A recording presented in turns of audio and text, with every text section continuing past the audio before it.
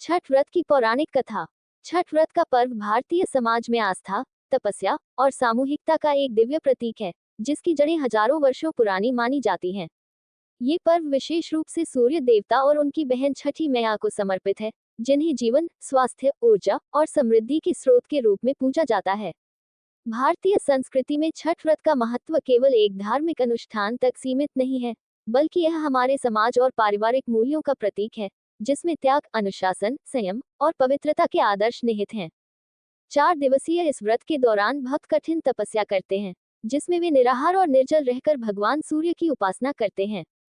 इसकी शुरुआत नहाय खाए से होती है और यह उगते सूर्य को अर्घ्य देने के साथ पूर्ण होती है।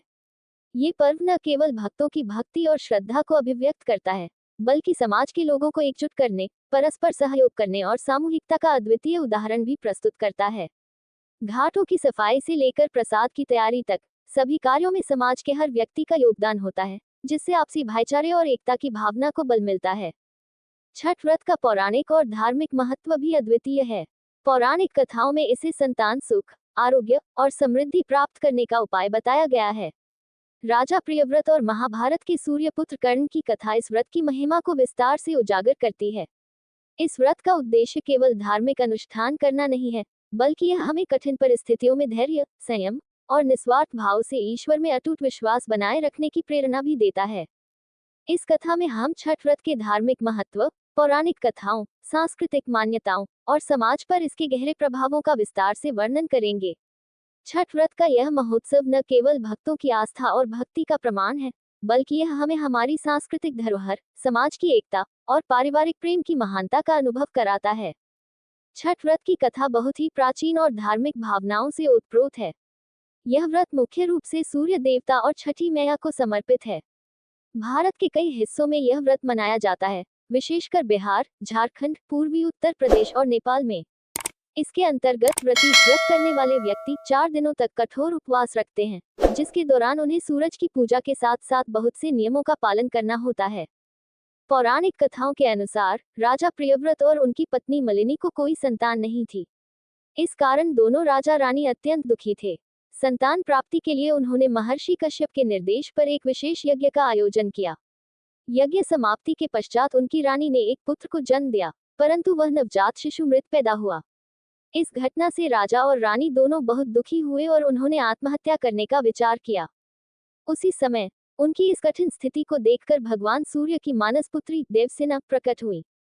देवसेना ने राजा रानी को बताया कि यदि वे श्रद्धा और भक्तिभाव से उनकी पूजा करेंगे तो उन्हें संतान सुख की प्राप्ति होगी। राजा और रानी ने देवसेना की पूजा की और उनकी कृपा से उन्हें संतान सुख प्राप्त हुआ।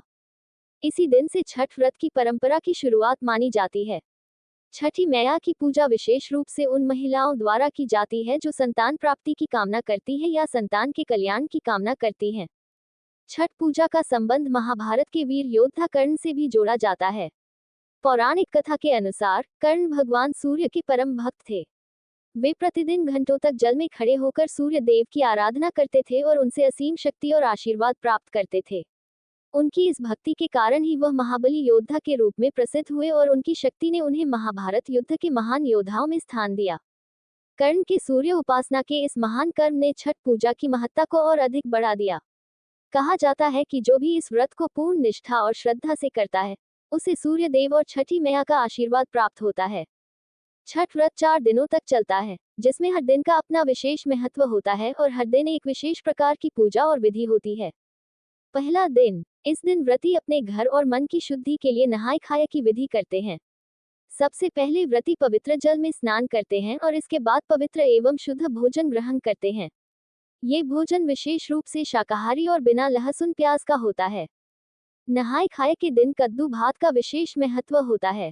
इस दिन व्रती के पूरे परिवार को भी यह भोजन करने की परंपरा होती है। दूसरा दिन, खरना के दिन व्रती पूरे दिन निराहार रहते हैं और शाम को व्रत का पहला भोजन करते हैं। इस भोजन को विशेष विधि से तैयार किया जाता है, जिसमें गुड़ की खीर, रोटी और फल शामिल होते हैं। इस दिन का भोजन अति पवित्र माना जाता है और व्रती इसे स्वयं अपने हाथों से तैयार करते हैं।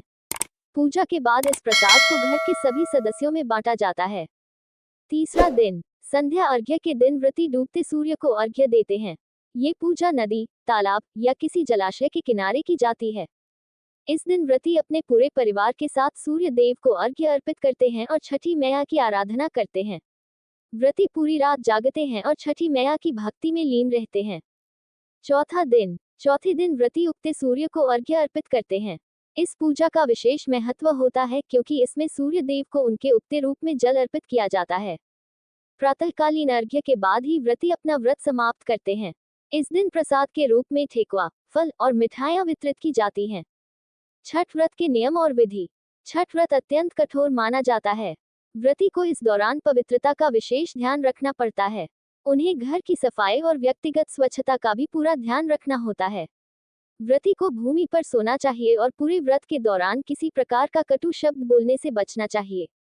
इस व्रत में सात्विकता और मन की शुद्धता का विशेष महत्व है। छठ व्रत का वैज्ञानिक पहलू भी है। इस व्रत में 4 दिनों तक अन्न जल का त्याग और उपवास करने से शरीर की शुद्धि होती है और मानसिक शक्ति बढ़ती है। इसके अलावा सूर्य की पूजा करने से शरीर में ऊर्जा का संचार होता है। सूर्य की किरणों का स्नान शरीर के लिए लाभकारी माना गया है क्योंकि इससे रोग प्रतिरोधक क्षमता बढ़ती है और कई बीमारियों से सुरक्षा मिलती है। छठ व्रत न केवल धार्मिक आस्था का प्रतीक है, बल्कि यह समाज में एकता, सामूहिकता और स्वच्छता का भी प्रतीक है। इस पर्व के दौरान सभी लोग एक साथ मिलकर पूजा करते हैं, नदी या तालाब के किनारे इकट्ठा होते हैं और सूर्य देव की आराधना करते हैं। इस व्रत के माध्यम से समाज में एकता और सामूहिकता की भावना उत्पन्न होती है। छठ व्रत का पालन करने वाले व्यक्ति न केवल अपने लिए बल्कि अपने परिवार और समाज की भलाई के लिए भी ईश्वर से प्रार्थना करते हैं। यह व्रत उन्हें निस्वार्थ भाव से सेवा, भक्ति और समर्पण का अनुभव कराता है। सूर्य देवता को अर्घ्य देकर व्रती उनके प्रति अपनी कृतज्ञता प्रकट करते हैं, क्योंकि सूर्य देव को जीवन का आधार और ऊर्जा का स्रोत माना जाता है। उनकी कृपा से ही जीवों को जीवनदायिनी शक्ति प्राप्त होती है। छठ व्रत के धार्मिक और आध्यात्मिक महत्व का एक विशेष पक्ष यह है कि यह व्यक्ति को अपने जीवन में अनुशासन, संयम और शुद्धता का पालन करने की प्रेरणा देता है। 4 दिनों तक चलने वाले इस व्रत में व्यक्ति न केवल शारीरिक तपस्या करता है, बल्कि मानसिक शुद्धता और आत्मसंयम का भी पालन करता है। इस दौरान कठोर नियमों का पालन कर, निर्जल व्रत रखना और पवित्रता का ध्यान रखना व्यक्ति के आत्मबल को बढ़ाता है और उसे अपने लक्ष्य के प्रति दृढ़ बनाए रखता है। छठ व्रत का आयोजन परिवार और समाज में एकता का प्रतीक भी है। इस पर्व में सभी परिवारजन एकत्रित होकर सामूहिक रूप से व्रत का पालन करते हैं और परस्पर सहयोग से इसे सफल बनाते हैं। इस अवसर पर सभी जाति, धर्म और समुदाय के लोग एकत्र होते हैं और एक दूसरे के प्रति आदर और स्नेह की भावना का विकास करते हैं।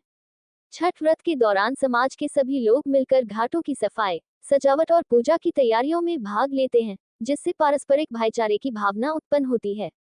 इस प्रकार छठ व्रत केवल एक धार्मिक अनुष्ठान नहीं, बल्कि एक सांस्कृतिक उत्सव है जो हमें प्रेम, एकता और सहयोग का पाठ पढ़ाता है।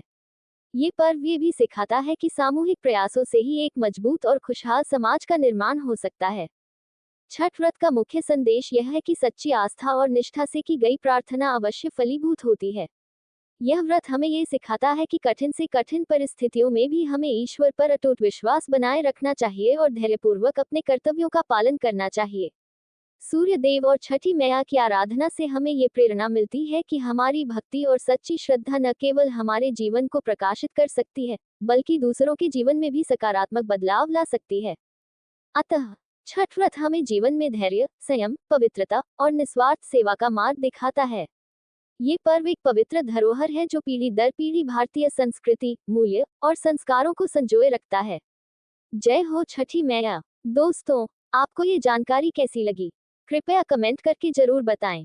वीडियो पसंद आया हो तो लाइक करें और ऐसी ही और भी बहुत सारी जानकारियों, कथाओं एवं कहानियों को सुनने के लिए चैनल को सब्सक्राइब जरूर करें। धन्यवाद।